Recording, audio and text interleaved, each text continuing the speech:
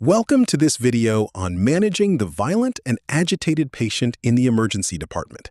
Today, we will focus on recognition, de-escalation, and safe, ethical management strategies for emergency medicine residents. In this video, we will cover how to recognize agitation, differentiate its underlying causes, and apply effective de-escalation techniques. We will also review safety protocols, ethical and legal considerations, and how to protect your team. Violence against staff is a critical patient and staff safety issue. Recent data shows high rates of exposure to workplace violence for emergency physicians and residents, underscoring that this is not just part of the job, but a systemic challenge requiring urgent attention. Agitation exists on a continuum, ranging from anxiety to physical aggression. Early intervention at the first signs of agitation is the most effective way to ensure a safe outcome. Using standardized tools like the BARS scale helps the team maintain a common language. Remember that agitation is a symptom, not a diagnosis. To manage it safely, you must systematically look for the root cause, which may be medical, psychiatric, substance-related, or driven by the patient's immediate environment. Always prioritize ruling out medical causes, especially in older patients or those with no prior psychiatric history. Sedating a patient who has a medical emergency, like hypoxia or hypoglycemia, can be fatal. Treat excited delirium as a true medical emergency. Risk assessment is dynamic and must be continuous.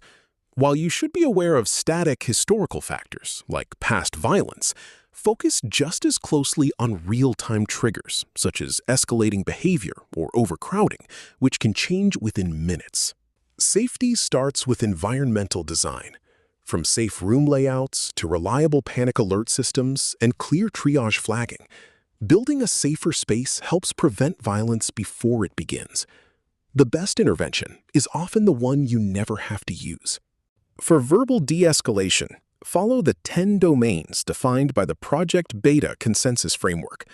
These range from respecting personal space and listening actively to setting clear limits and eventually debriefing with the patient and staff.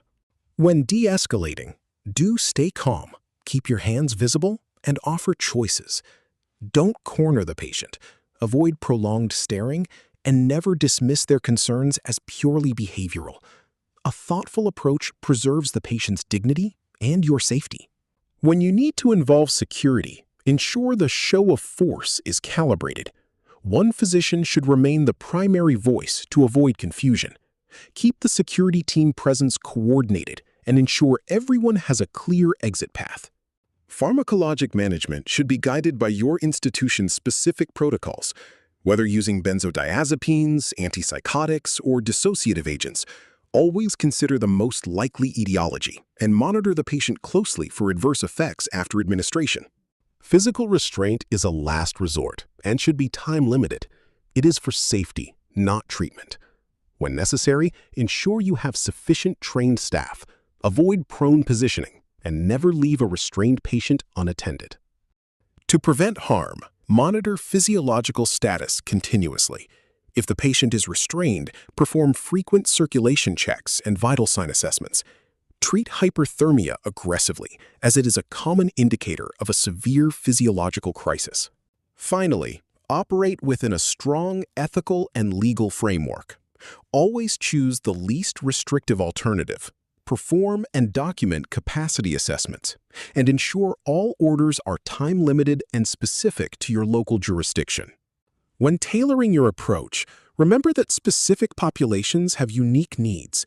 Pediatric patients often require caregiver involvement, while for older adults, agitation is often delirium until proven otherwise.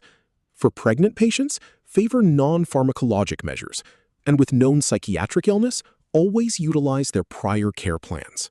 After the acute episode, your responsibility continues. You must maintain ongoing monitoring, including frequent checks of vital signs and cardiorespiratory status.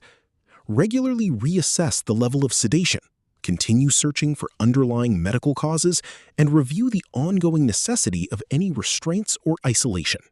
A resilient department relies on system-level programs rather than individual composure. This includes mandatory simulation-based training, clearly defined rapid response protocols, a zero-tolerance reporting culture, and strong administrative accountability to ensure proper staffing and resources are in place. Accurate documentation is essential for both regulatory compliance and protecting the team. Ensure you record specific behaviors, attempts at less restrictive measures, the indications for any restraints used, and consistent reassessments of the patient's status. Debriefing is a vital part of de-escalation, not an optional add-on. Discuss what occurred with the patient once they are calm, and hold team debriefs to normalize the experience. Acknowledge the psychological impact on staff, and ensure easy access to support resources. Consider this case. An older man presents with confusion and agitation. Where does he fall on the agitation continuum? What medical differentials should you rule out before considering this behavioral? How would you apply the de-escalation domains? And what documentation is required if intervention is needed? To summarize, always rule out organic causes first. Use verbal de-escalation as your first-line approach, and view restraints as a last resort. Remember that ethics, documentation, and staff safety are system-level responsibilities, and always conduct a debrief after an incident. These materials are based on established clinical guidelines and consensus statements from organizations like the American Association for Emergency Psychiatry and the Emergency Nurses Association. Thank you for your commitment to patient care and team safety.